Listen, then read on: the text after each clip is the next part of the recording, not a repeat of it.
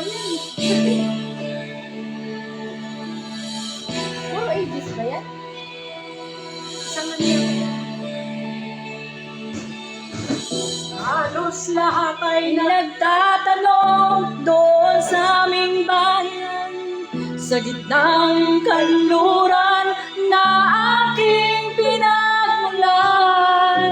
Sila'y nalilito, ba't daw ako nagkaganito? Bukala?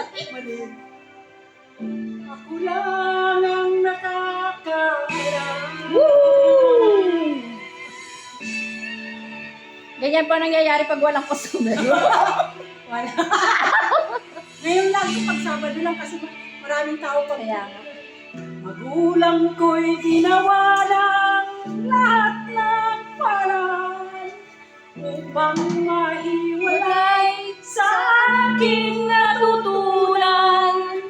Subalit iniwan ko ang ibinigay na karangyaan. Anong dahilan? Ako lang ang nakakaalam.